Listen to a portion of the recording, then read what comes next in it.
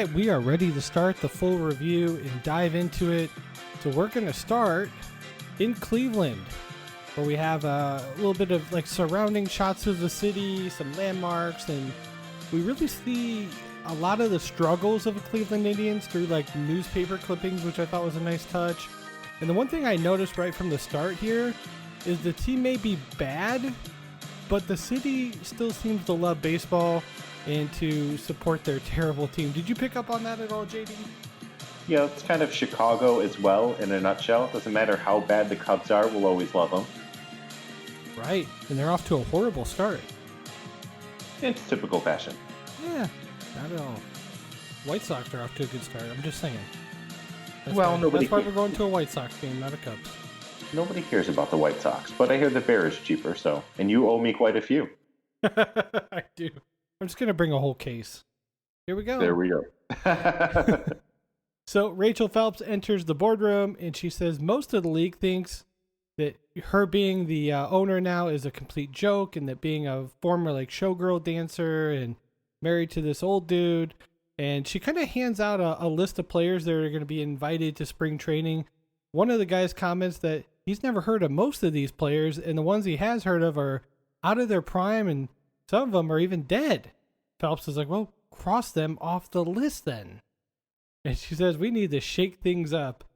JD, what were your first thoughts on Phelps? She comes right out the gate as this kind of a horrible figure, right? Like, right. She's instantly the Cruella de Vil of this movie. Oh, for sure. I have to imagine that was probably what she was probably basing that character off a little bit, right? I think you can make a play for that. We can do a whole separate episode comparing Major League to 101 Dalmatians.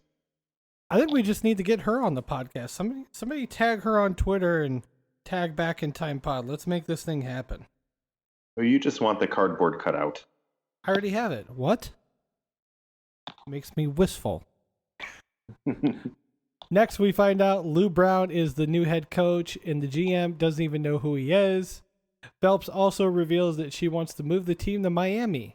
She says they're offering a brand new 65,000 seat stadium with 42 boxes, a mansion for her in Boca Raton, and a membership to the Palm Beach Country Club, where I'm sure she'll be grabbed by the pussy.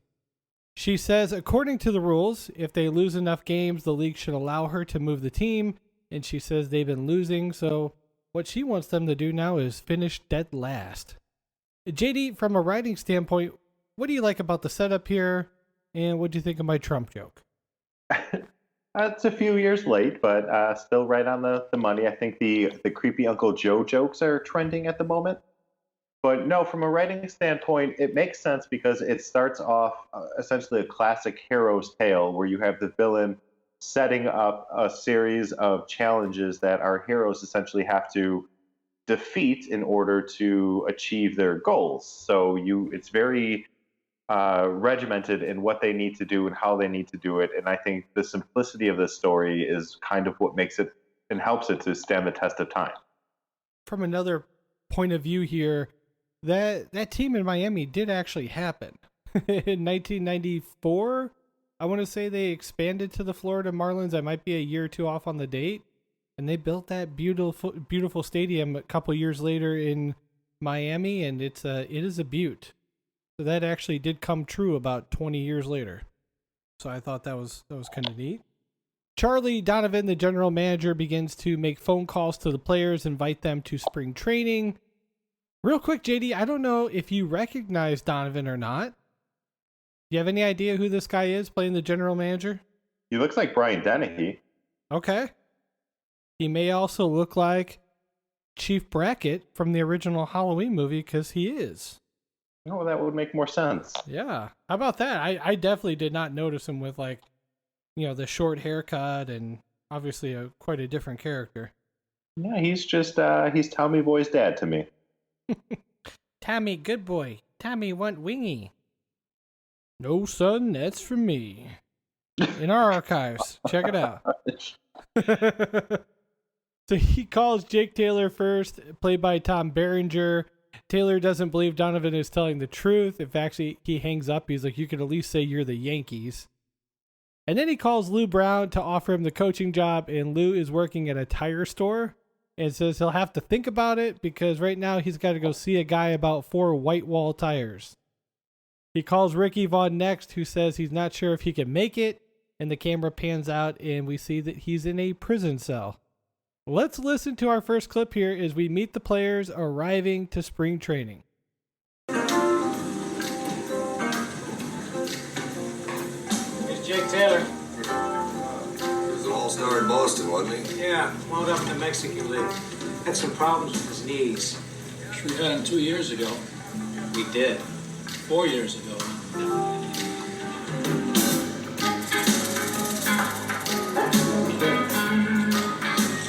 Who is that? Must be Serrano. Defected from Cuba. We wanted religious freedom. What's his religion? Voodoo.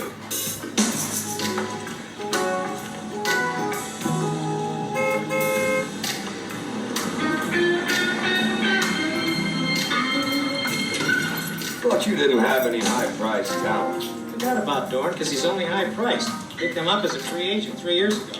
Still hits the ball pretty well, doesn't he? Yeah, he just can't field it. We'll shake him up. Hey! I don't recognize this guy. Say hey! Willie Mays Hayes here. Play like Mays, and I run like Hayes. How you doing? How you doing?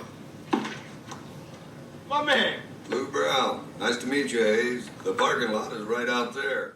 JD, what do you think about all the quirks and getting a little background into some of these players here? For me, this is probably one of my favorite parts of both this film and then the rest of the series is the individual personalities that these characters have and what they bring, how it affects their play style, and how it affects how they're essentially coached and lends to victory. It's really it's fun. You know, it almost reminds me of Blue Chips in our archives a lot, which obviously came after Major League. But the point being, it's when you have this kind of situation where you have many options as a viewer who you get to identify as, it makes it a more universal movie where you get to sit down and say, yeah, I'm a Wild Thing. Yeah, I'm a Willie Mays Hayes. Yeah, I'm a Jake Taylor. Yeah, I'm a Corbin Burnson. Like, you could be anybody. Say hey! Willie Mays Hayes here. I don't do a great Willie Mays Hayes, but I will tell you this. Out of all the players, the best part of me of this entire clip here is the last one to arrive is Vaughn, and one of the coaches just says, will you look at this fucking guy? And then Lou Brown's like, he's my type of team. His fucking gravelly voice. Hey, who has a better gravelly voice, this guy or Nick Nolte? I really think it's Lou Brown. It's close, but it's impossible to mimic. I've been trying to do it for the last couple of days, and to be honest, my voice hurts a little bit. Just trying. My kind of team. That was pretty good. How much does your voice hurt though right now? I have to swallow a lot of phlegm back down to cover the scratchiness that caused. We enter the locker room area. We see a bunch of bunk beds. Doran tries to get a rise out of Vaughn, calling him a freak show, but Vaughn doesn't respond to him. Taylor and Willie Mays Hayes talk to Vaughn and find out that he spent the last year playing in the California Penal League. Hayes says, how'd you end up there? Like, I stole the car. Doran runs into Serrano, who steals his golf club head, and he says it's to keep his bat warm. And then later that night, we see Hayes sleeping in his bunk, all cozied up. When the guards come in to remove him from the clubhouse, he wakes up the next morning and realizes he's outside and the team is already practicing, going through running drills. And he's like, I've already been cut? But he just takes off onto the field as they're testing out two players here who get about a good 4 or 5 second head start. And Hayes comes out of nowhere in his pajamas with no shoes on and runs them down like Deion Sanders at the combine. JD, do you think Wesley Snipes is that fast, or is this just a little bit of movie magic here? I think it honestly is a little bit of movie magic. because from what I've read, Wesley Snipes was actually a horrible baseball player. I read that too. In the majority of his scenes, it was apparently just very difficult to work with him because of his lack of athletic ability, which, Yeah. you know, when we get into our review of Blade, the trilogy, which we will one day do, which, you know, he's been praised for his martial arts ability in that film. So it's kind of interesting. But yeah. I think that movie magic takes over in this scene. Yeah, I listened to the special features a little bit, and they did talk about that he was like slow as shit. They had to like really kind of work around him a little bit. So after he runs down these two guys, Lou's like, "Get him a uniform." And then later in the batting cage, Hayes is hitting foul ball after foul ball, and Lou comes over and says, "You may run like Mays, but you hit like shit. So every time you hit the ball in the air, you owe me 20 push-ups." And of course, he takes a swing, hits it at the top of the cage, and drops down for 20. He tells Taylor that he needs them to be a leader out there. He asks him how his knees are, and if he's lying to him, he's like, "No." He's like, "Well, you better start, because I can see you're not in good shape." And Taylor tries to throw one down the second, which is about 7 feet short. And then we see Vaughn pitch next, doing some research for the movie, that he legit was a pretty good pitcher in high school, apparently. But he's got some natural arm strength here, which is why he's kind of perfect for this role. He fires one to the backstop. It busts out a board on the netting, and Lou asks for the speed, and it says 96 miles an hour. He's throwing some gas. Doran shanks a ball in the infield, and he's told by Lou he owes him 40 sit-ups every time he misses a ground ball. And then a moment later, Doran shows up with a copy of his contract and says it's not in his contract to do unnecessary calisthenics or workouts, and he doesn't have to do them. So Lou grabs the contract, throws it on the ground, unzips his pants, and pisses all over it, and then walks away without saying anything. JD, we're finding out a lot about our strengths and weaknesses here of the players, and Lou's on a path of destruction right now. What do you think about this scene? In terms of building characters, a sports movie is a great opportunity to sort of set your characters up naturally without having to tell. Like, you don't have to say Dorn's an asshole. He gets to go get his contract and say, "Look, I don't have to do that. It's not in my contract." Yeah. Lou Brown doesn't have to say he's an asshole. He just whips out his wiener and he yellowifies the paper. So in terms of, like, you know, from a writing standpoint, anytime that you can build your personality into your characters through an authentic or genuine way that sort of puts them into their own light and into their own realm, and you get to see and experience what you're trying to personify them, it makes so much more sense. Like, you know, John Wick never has to say he's a badass. Nobody has to say he's a badass. He just guns everyone down. Whoa. Whoa. Cannot wait for that movie, by the way. I hated the second one. Are you talking about Bill and Ted? Bill and Ted, yeah. Oh, I thought you were talking about John Wick 3. Nah. He's always Bill and Ted to me. I did not like John Wick 2. Loved John Wick 1. Loved Bill and Ted 1 and 2. And super stoked for part 3. Hey, do you remember back in the day, Pizza Hut used to give out, they had like a little thing where they would give out a movie if you bought like a large pizza from them. And I got the Bill and Ted Bogus Adventure from Pizza Hut. I don't remember that, You but don't that's remember that? excited. I remember Book It. Yeah, Book It. Yeah, they still have that. My son gets one every month. All right, anyway, away from pizza we go. In the locker room, Harris is telling Vaughn all about the stuff he loads the ball with. He's got some Vagisil, he's got Crisco, he's got some snot, anything to do since he doesn't have the arm strength like you, young whippersnapper. We cut to Serrano's locker, and he's going through a ritual, and Harris comes over and says, "You know, you ought to think about taking Jesus Christ as your savior." And Serrano goes, Jesus, I like him very much, but he no help hit the curveball. Harris is like, "Are you trying to tell me that Jesus Christ can't hit a curveball?" And then Doran stands up and goes, "Jesus Christ, Harris." Harris says he wouldn't leave that rum around with these guys, and Serrano gets in his face and says, "Taking Jobu's rum would be very bad." JD, let's talk about the Allstate guy, Serrano. What do you think about him in this role? He's fantastic, isn't he? He's horrifying. He places a mean long ball, and I literally didn't realize he was the Allstate guy until 1 year ago. Let me ask you this. If you were running the marketing department for Allstate and it's baseball season and you don't have him dressed up as Serrano, are you kidding me? Doesn't that seem like a perfect opportunity for people to be like, oh my God, Allstate's so funny. Look what they did. Well, comparatively, if you look at the hilarity of all of Geico's commercials over the years and how Right. original they are, and all the other insurance companies lag behind, and you can just, you must not have bad juju, you must have jobu.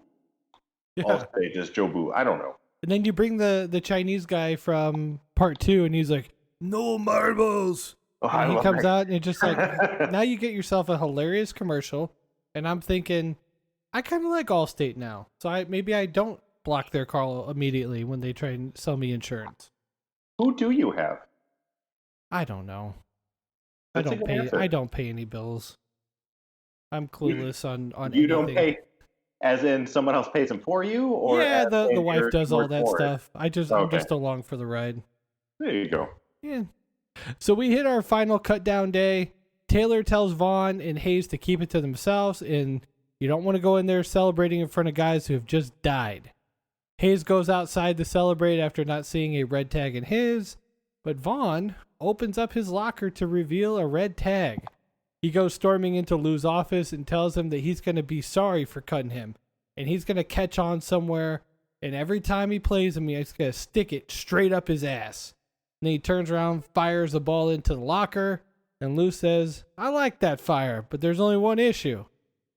We didn't cut you. Seems like somebody's been having a little fun with you.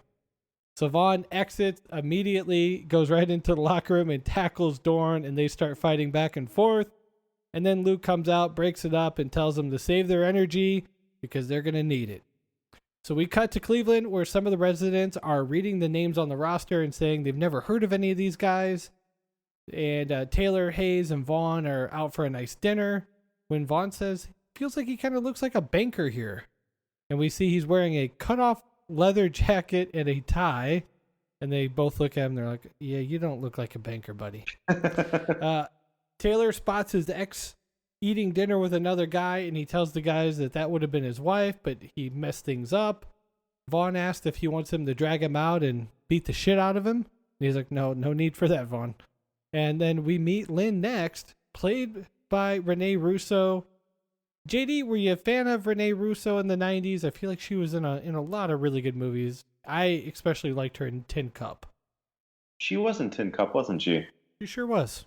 No, she's a fantastic actress. She brings a lot of skill and talent, and she has a great stage presence about her. And she's got that classic beauty where you're not necessarily distracted by her Pam Anderson silicons or worried about her skimpy clothing. Like, she's just a classic beauty. Barbed Wire, future episode. No, it may not be. I don't know about that. Yeah, Renee Russo still doing the thing. She's been in Thor. She was in Nightcrawler. She was in The Intern. So yeah, she's been in some good stuff lately too. Let's listen to the next clip of Lou giving a speech to the team. I'm not much for giving inspirational addresses. I'd just like to point out that every newspaper in the country has picked us to finish last. The local press seems to think we'd save everyone a lot of time and trouble if we just went out and shot ourselves. Me, I'm for wasting sports writers' time. So I'd like to hang around and see if we can give them all a nice big shitburger to eat. JD, what do you think of the speech? To me, Lou's management style is very fluctuating throughout this movie. And when you first see him and he's spitting and he's pissing on stuff, you sort of think, oh, this guy belongs in a auto mechanic shop. Right. He needs to change some tires. But I think his arc is sort of underrated. He sort of grows into this position speech by speech, and you realize he might actually know what he's talking about, and he might actually have some motivation techniques going on for this team. But he's just so like rough around the edges, at the beginning of the season. No, I agree. I think that's a great analogy. We meet Harry Doyle next, played by the great Bob Uecker, one of the most legendary voices in baseball, announcing history. And he says, next game will be Die Hard Night. Anyone that was actually alive the last time the Indians won the pennant will get in for free admission. Doyle says, a lot of people think that you can tell how the season's going on the first pitch. Hayes hits the ball off the end of the bat, check swing, beats out the throw the first base. So, JD, I like this idea. I love that Doyle mentions you can tell how the season's going to go by the first pitch. He gets a lucky hit and then just beats out the throw with nothing but pure heart. What'd you think about that, just from the writing? You can make a whole analogy foreshadowing the rest of the movie and the trilogy based solely on everything, Mr. Belvedere's boss says in this one sentence. And obviously you would be, over criticizing a minute point, but it really does bring like a lot of coolness to the fact that the Indians are coming from a place where their owner doesn't want them to come from, and it's symbolism and it's foreshadowing. And geez, what is that swing? Just the most nambly bambly swing. It's a dink, not a bunt. It's a dink. I felt like he was like, I just don't want to do 20 push-ups. I'm just going to hit this thing off the old bat. Whoops. Just a big accident. Have you ever had a good accident in sports where you didn't mean to do something, but it turned out really well for you? Gosh, I would have to think back. I mean, of course it had to have happened. You know what? And this wasn't during a game, but in a practice one time, and I was probably like 15. I got really pissed during a basketball practice, and I grabbed a rebound and I just turned around and fired it all the way down the court, and then turned the walk out to go get water, and I just hear the ball go whoosh, full court shot. No way. I went from like super pissed to like could not be more excited. Dude, that is badass. It's complete luck. I didn't even see it go in, so that kind of sucks too. Yeah, you're like Michael Scott doing the backward shot as he's leaving. Right. I love that they wouldn't let Kevin play, and he was the best player. They put Stanley out there, and he's like, God, Stanley, come on! Great weapon. So Hayes tells the first baseman of the Yankees that he bought 100 pair of batting gloves, one for each base that he's going to steal this year. And then, of course, he gets picked off first base, falling for the old your shoes are untied trick. After he gets picked off first for falling for the shoe trick, we cut later in the game, and Vaughn is in. His first pitch is just a bit outside. Ball 4, ball 8, ball 12. He's walked the bases loaded, and the crowd starts to sing, Wild Thing, you make my heart sing. You walk everything. I love that. The Yankees first baseman goes up to the plate and asks Taylor what the hell he's doing here. Taylor's like, I couldn't cut it in the Mexican League. Thought I'd come back. So the batter walks up and hits a grand slam off of Vaughn. And Lou says, let's leave him in, see how he responds. So Vaughn responds by drilling the next batter directly in the middle of the back, and then gets ejected. And then on his way out, he tells the ump to blow him on the way off the field. JD, what do you think about the first game for the Indians? Well, I'm not going to lie to you. I didn't realize the rating of this movie probably until this scene. Yeah. It's I thought this was a PG or PG-13 movie for the longest time. I thought it was very family friendly, and oh no, you just can't tell an ump to blow you like that in a child-friendly movie. Well, every time they show Uecker up in the booth, he's taking like a shot of bourbon. Oh, he's taking more than a shot of it. I mean, he's just filling up his cup. It's hilarious. And I love the story arc of Taylor and Lynn as it continues. And he kind of chases her down at the library next. And then we cut to Phelps, who's talking to Donovan, and they talk about how the team is actually starting to do better than expected. They've won a couple games. She thinks that they're catering to the players too much. We smash to the airport where they board the new, well, not new, but very used Indians plane, and this thing is just horrible. This might have been the part that I laughed the hardest at in the entire movie. So on the plane, Serrano like crosses his chest, and then Harris goes, "Oh, now you come around." And then if you look at Harris, he's reading a Hustler magazine. Did you pick up on that? I for sure, and that's what it's unique in the way that this movie's structured because you get to base it off of game by game. You have your preseason, you have your postseason, and then you have game 1, game 7, game 130, whatever. And in each of those little blocks, you get to do a little bit of character development where now we see Harris, like you said, with a porno mag. And we get to see Serrano as being a very open-minded and accepting person where he realizes Jesus Cristo may be the guy to save us from dying. Jobu, he can hit a curveball, but can't save the plane. No, he can't. Hayes tells Taylor that he needs to follow her home.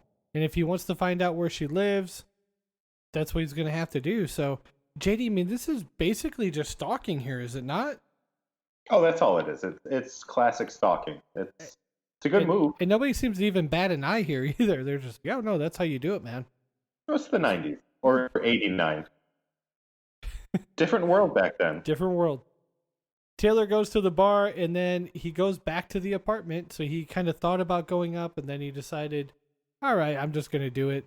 So when he arrives, he finds out that they're having like some type of party get together. And essentially this kind of turns into pissing match between Taylor and the boyfriend who invites him in for a drink and then, starts asking him about his job. And he's like talking to all these old people who are just like, oh, you play professional baseball? And Lynn kind of comes to his rescue at one point and is like, he used to be one of the best players in the game. And, he's just had some injuries. And on the way out the door, Jake tells the boyfriend to suck his dick after he tells him to stay away from Lynn. Again, not PG at all. No. Yeah. Come on, Behringer. No kidding. Lou calls Vaughn into his office next, and he's talking about sending him down to the minors when he notices that Vaughn keeps squinting at the wall. So he writes a couple letters on a notepad and tells him to read it. He says he can't, so we cut to the locker room where Vaughn is sporting his new glasses. Harris tells him they used to have a pair just like it. Team leaves to take the field, and Harris goes over to Serrano's locker and drinks his rum and says, "Up yours, Jobu." And he goes onto the field and yells, "Hey, bartender, Jobu needs a refill," and then immediately gets hit by a flying bat. He warned him, though. That would be very bad to drink his rum. We cut to the game. Vaughn is pitching a great game, actually. But Dorn loses a grounder right through his glove. Let's listen to a clip here with Taylor giving Vaughn a little pep talk. Something nasty. Fuck it, Dorn. This game should be over by now. He could have had that ball. He tanked it on purpose. This isn't the California Penal League, Vaughn. We're professionals here. We don't tank plays for personal reasons, so cut the crybaby shit. You pitched a hell of a game. You want to finish it, don't you? Yeah. All right. You think you can throw a strike on this pitch? It's not going to be much on it. My arm feels like jello right now. Just get it over the plate. I want him to swing. Last time I did that, the guy hit one that hasn't landed yet. Don't worry about it. I'll take care of it. 27.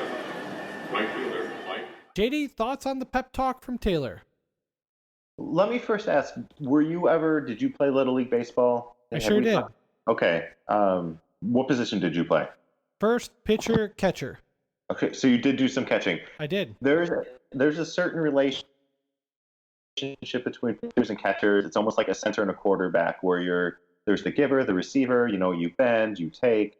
There's a lot of homosexuality in there, but at the same time, the more that they sort of work together, the better they work together, and it's like iron sharpening iron. So it's nice to see that progression of their relationship, on top of their progression as individual characters.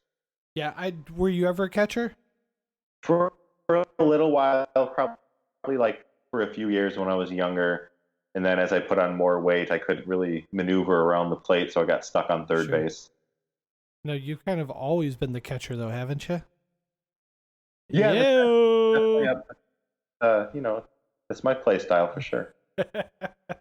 Jake arrives after the game at Dorn's house, and we've got another clip here between the two. Let's take a listen. Listen, Raj, I had to talk to you about something. I didn't want to do it in front of the rest of the team. Sure, what is it? Yeah, have a seat. You want a beer? No, thank you. You have financial problems? I could put you onto a great investment guy. No, I don't have much of a portfolio right now, but you know what I was concerned about was why you didn't come up with that grounder that Riker hit in the ninth. It was out of my reach. What do you want me to do, die for it? Raj, could have meant the game. Oh, come on. Cut the rah-rah shit, Taylor. Year after this, I go free agent. Plus, my agent and I got a couple of plans for life after baseball. So I'm not about to risk major injury or to face this property for a collection of stiffs. You know, Dorn, I liked you so much better when you were just a ball player. You were really great once. If you want to be an interior decorator now, that's none of my business. But some of us still need this team.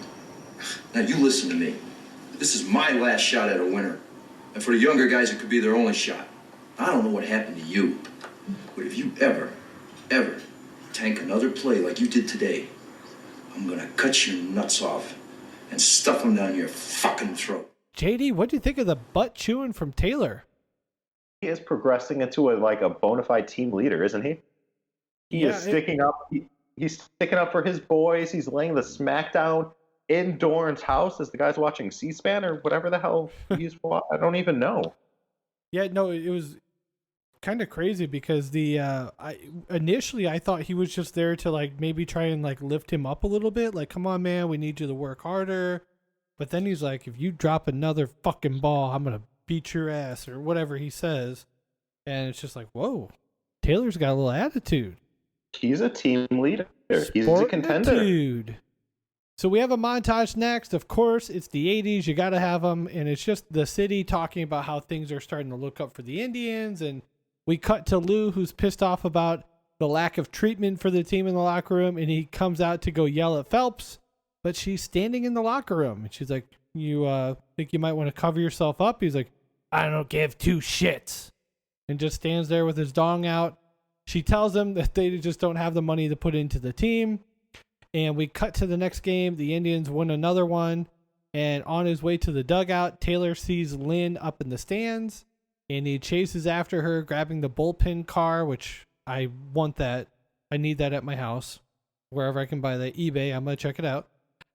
So he drives that from the stadium to the apartment and then arrives at her place and sits down on the couch. She sits down on the couch when he enters. And she gives him a little critique on his batting stance. And then he finds out that she's packing her place to go live with the boyfriend.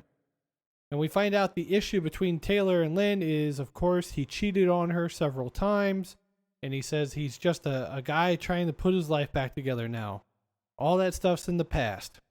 As he's leaving, he starts talking about the wedding date. And he's like, well, do your folks like this guy? And he just starts kind of cornering her against the wall. And then they start kissing and making out. And then we wake up the next morning and he's rocked the old boots. JD, what'd you think of this scene? I like how you said rocked the old boots instead of knocked the old boots. I guess things are done a little differently in Indiana than Ohio. Well, you can rock them or knock them. As long as you don't sock them. Is that a phrase? No, just take your socks off. It's weird if you leave them on. Probably warm. Could be. To go back to the point earlier of him being a little bit of a creepy bastard, he again follows her home, this time in uniform, and then corners her in the room. Now, apparently she likes that because we see what happens, but does nobody think that's a little weird? Stranger danger. If I was Buster, I'd have my rape whistle. He's all about the creeping and deeping. Yeah. Hey, that's a good t-shirt. Creeping and deeping. Creeping and deeping. But we find out in the next scene, the Indians are actually 60-60 now, which is pretty good by baseball standards. They're only 9 games out of first place. Donovan says maybe they aren't as bad as we thought they were. So Phelps decides to take away the plane, and now they're getting to the next game on just a horrible old bus. We cut to Vaughn pitching against the Yankees, and again, he gets crushed by the same guy that hit him out of the park the last time. And he hits it to left field, and Doyle says, "That one's headed to South America. They're going to need a visa to catch that one." And then after the game, Donovan goes in to talk to Lou, and Lou finds out that Phelps is purposely trying to tank the season. Let's listen to the clip here of Lou telling the team what's going on. I have something I think you all ought to know about. It seems that Mrs. Phelps doesn't think too highly of our worth. She put this team together because she thought we'd be bad enough to finish dead last, knocking attendance down to the point where she could move the team to Miami and get rid of all of us for better personnel. Even me? Even you, Dorn. What if we don't finish last? She'll replace you with somebody who will. After this season, you'll be sent back to the minors or given your outright release.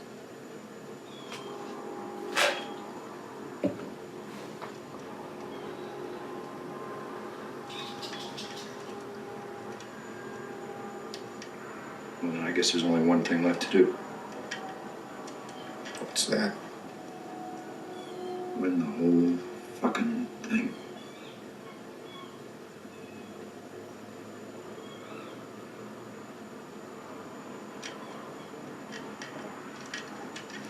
Yeah. Yes! JD, what do you think of this scene? Lou is stepping up to be the absolute coach that he needs to be.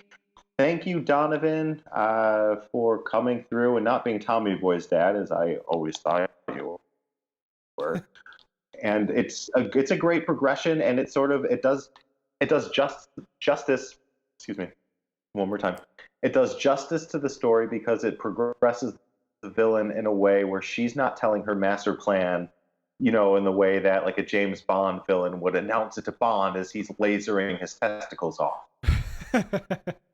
It's it's really positioning the narrative in a way that lets the viewer, us, learn about it in an organic way and respond to it the same way that our main characters do. Right. In the next scene, we get the cardboard cutout of Phelps. Lou tells them he figures it's going to take 32 wins to get into the playoffs.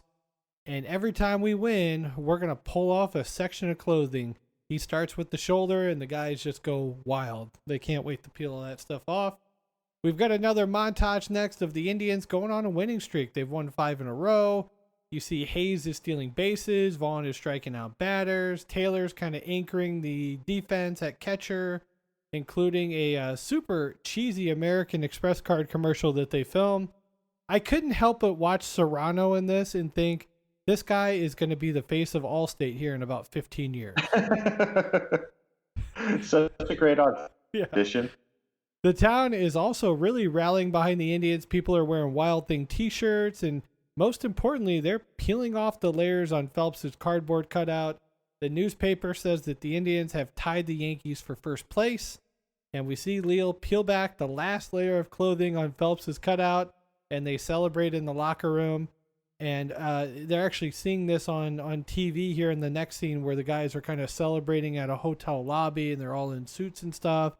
And Dorn's wife is watching the telecast and sees Dorn with a dame, and he's hugging on her, and then they kind of exit through a hotel door, and obviously we know what's going on there, and she looks really pissed. JD, kind of an odd turn of events here. I didn't see the whole Dorn storyline coming. What do you think of this? I never picked up on this scene or really realized what was going on probably until this watch through, where I was just like, holy moly, that's why she does what she does, because she spots Dorn creeping and deeping. Mm-hmm. I never realized it. You know what? Maybe I just forgot because I haven't watched the movie in a long time, but I was totally caught off guard by this. I'm like, oh my gosh, that's Dorn's wife. And then again in a couple minutes, which we'll talk about. Taylor goes to see Lynn, but her place is totally empty in the next scene. So we cut to the bar where we have Ricky Vaughn just getting hit on by this lady who's all dressed real nice and looking good. And then a second look here, I realized that's Dorn's wife. After they get done knocking boots, as you would say, JD, and I would say rocking, she leaves and she tells him her name. And she goes by the kitchen area and she's like, "Bye, Jake." And then he goes and looks in the Vaughn's room and he's just like, "I had no idea who she was." And he's got his like hands on his head and just can't believe himself. We cut to the Dorn household where she tells him that she's got something to tell him, but we don't get to see that conversation. We cut back to Taylor and Vaughn, who are entering the stadium. They got the big game against the Yankees, last game of the year. Taylor tells him to get to the bullpen early and to stay away from Dorn. Hayes comes over to Taylor and says, "We got an issue. Serrano wants to sacrifice a full chicken. He thinks it's going to help with the curveball." So in the locker room, Dorn comes up to Taylor and he wants to know where Vaughn is. He says, "We're going to have a little talk." And he's kind of twirling the bat around in his hand. Serrano gets his full bucket of chicken, but it's KFC chicken. And Taylor's like, "See, one full chicken, just like you asked." So we cut to the game. The Indians take the field, and they're starting Harris instead of Vaughn, who has struggled against the Yankees. JD, a lot going on pre-game. So before we kind of get into the last couple scenes here, what do you think of the setup kind of leading into the big game? I want to comment on how great it is that how they handled getting Serrano the chicken. Yes. Because I remember watching this as a kid being like, holy moly, they're going to kill a chicken. Right. And then like, oh, they're actually going to do this. And then it's like, they're like, here you go. And I was like, oh my gosh, a bucket of chicken. I was like, it's juvenile, but it's clever. It's like a dad joke, and I love it. I also like the fact that Taylor's clearly eating a piece of the chicken when he hands it to him, because he's like got his mouth full. He's like, "See, one full chicken." And like, I wish that they would have cut to like Hayes and he's got like a little carton of like the mac and cheese, or he's like, slathering up a biscuit with some honey on it. Like that would have been great ad placement here for KFC. Yeah, that's a missed opportunity for sure. So we cut to the game. The stadium is packed. We get to the bottom of the third. It's still 0-0. We cut to Taylor throwing out a runner at first on a great play. Dorn also makes a diving save on a grounder and throws out the runner at first. And then next we see Hayes. Hayes robs a home run from the Yankees as he scales the fence and pulls in the catch. And we're still locked at 0-0 in the top of the seventh, when the Yankees hit a 2-run homer to take the lead 2-0. Phelps, who at this point, I didn't really understand this part of the storyline because clearly they're not going to finish dead last. So wouldn't you think the best thing for her at this point is to go ahead and just win the whole thing? But instead she goes, "That should shut these damn people up." Like she's still like rooting for the Yankees. I think that just proves her total hatred towards Cleveland and in a whole. Like, yeah, she doesn't care at all. Like, she wants them to finish dead last, but even then, she's not even going to cheer for their loss. She's only interested in her own personal gain. Okay. Dorn steps up the bat with 2 men out in the bottom of the seventh.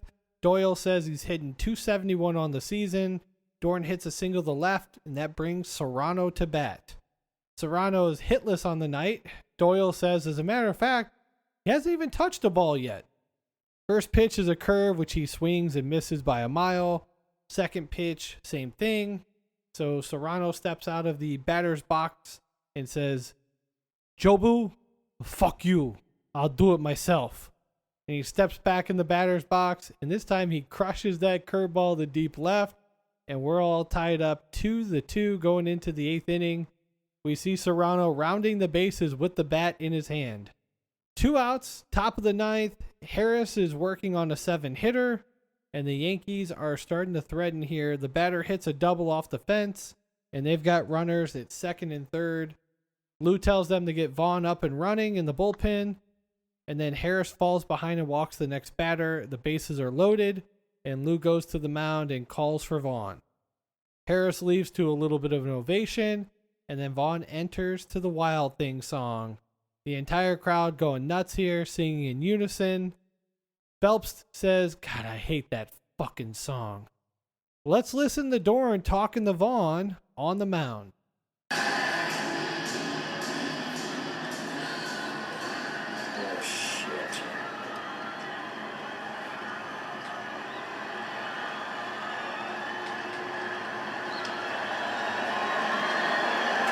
Let's cut through the crap, Vaughn. I only got one thing to say to you. Strike this motherfucker out. JD, thoughts on this?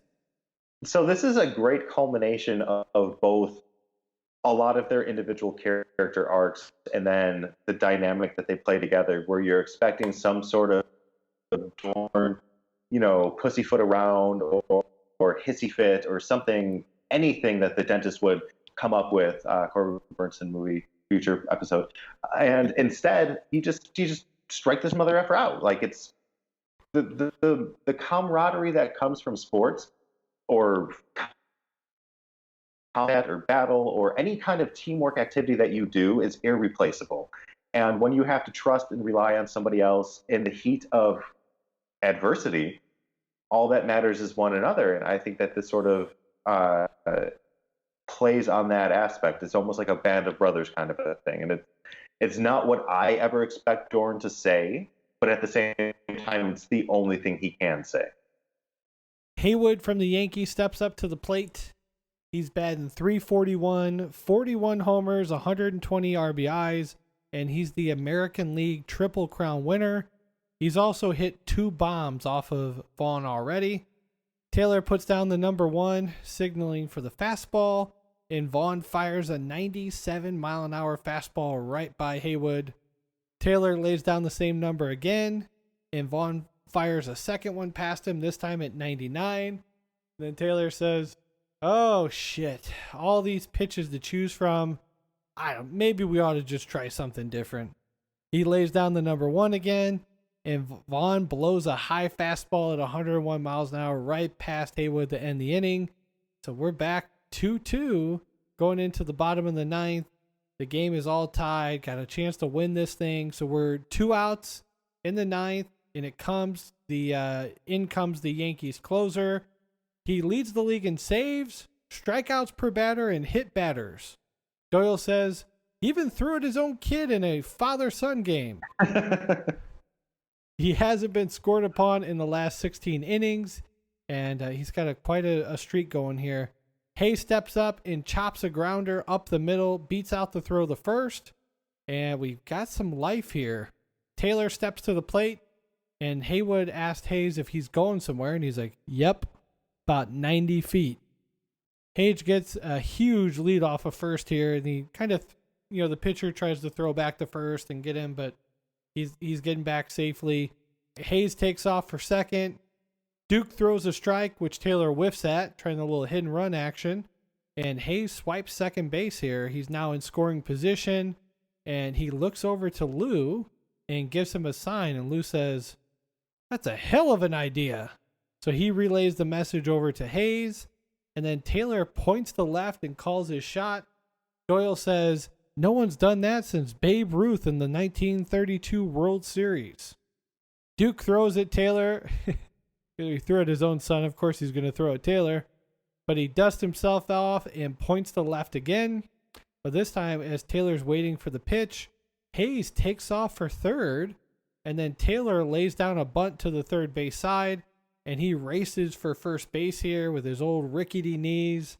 We see Hayes just rounding third base here as Taylor beats out the throw to first. And then Hayes races to the plate.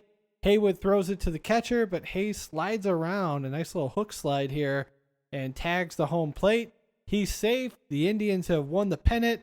The crowd goes nuts. Everybody's charging the field, the fans, the players. Even Harrison Serrano embraced for a moment. Doran goes over to Vaughn to celebrate, punches him in the face, and then helps him up, and they hug it out. And then we see Taylor go over to the stands where Lynn is showing that she now has an empty ring finger. And he runs over to hug her, and the celebration continues as the credits roll. JD, what'd you think about the pretty awesome ending to the movie here? I like that play that they ran. from a strategic standpoint, at least from a writing standpoint, you have to write to what you know, and obviously the screenwriter, director, everybody involved in this production knows baseball, and this is a pretty paint by numbers play to try to do a squeeze bunt with a man on second. It's a sacrifice. Yeah, Jake Taylor's Achilles knees are not necessarily going to pan out well, but you got the fastest man in baseball who's literally modeled off of Ricky Henderson. He sure is, yeah. And, it's like every kid's dream for whether you're the speedster or you're the slow catcher that you could pull this play off. And it works fantastically for them. And, they go on to win the pennant. It's a minor victory in the larger scheme of things because we don't see what they go on to do in this film, at least in the playoffs. Yeah. I'm a little disappointed, like with the little gag that they do with the punch, and then like, oh, I left my fiance, now I'm with you. It's almost like the ending to Basketball, which I'm sure Basketball took a lot of nods from this film in terms of some of their beats and pacing for the ending, but all in all, there's two choices. Either they win this game or they lose this game. And one's a sad ending, one's a happy ending. And the happy ending's obviously very, happy. Let's do the Scooby-Doo ending. No, I thought the ending is good. I will add, I like that you compared him to Ricky Henderson because that's definitely who he's modeled after. And Ricky Henderson, the greatest base stealer of all time, once stole 130 bases in a year. Unheard of. Now you have guys that lead the league with like 50. Who had more stolen bases, him or Kenny Lofton? Oh, by far, Ricky Henderson. He had 3 years with over 100. I don't think Kenny Lofton ever broke 100, actually. So he actually stole, I was looking at his stats like last month, and at age 42, he stole like 30 bases in a season, which is more than guys do at like age 22. Well, shit, Sammy Sosa was in the 30-30 club. He sure was. Jose Canseco, too. And they couldn't put those nods on their resumes after they got the juice in their system. Yep. The movie is now 30 years old. By all accounts, I feel like it holds up pretty well. JD, what do you think? I was surprised at how much I loved this movie this watch. I thought I was going to... I've been pretty cranky the last few episodes as we've been watching movies, and I've sort of been poo-pooing them a lot and not necessarily realizing the greatness that was within them. But I watched this movie and it sort of rejuvenated me. Maybe it's because it's spring. Maybe it's because I've recently gotten back into watching baseball. I don't know. Everything about this movie I love. I don't have many complaints. I'm super stoked to watch the second one, which you graciously sent to me in the mail. Mm-hmm. So I will be watching that, and hopefully we will get to it. I know the third one is also a treat. We got Downtown in that. We got some Jake Taylor, and there's talks for whether it be a reboot or a fourth movie that they've been talking about for a while now. But I'd love to see that franchise revitalized. Question: have you opened the baseball cards that I sent you? You sent me baseball cards? I didn't put packs in there. Maybe you did. I thought I meant to. I may not have, though. If you did, I purposely did not open them, and I put them in a special spot just because for collectors' purposes. Because my little brother bought me a pack of WCW cards from 1991. I love it. And I didn't open those either. I've got like I have a special box where I put like all my really near and dear collectibles. So they go in that box. I will tell you this: the ones I sent you, not collectible at all. Go ahead and open them. Okay. They're not worth shit. We'll do a special opening episode. There you go. I love it.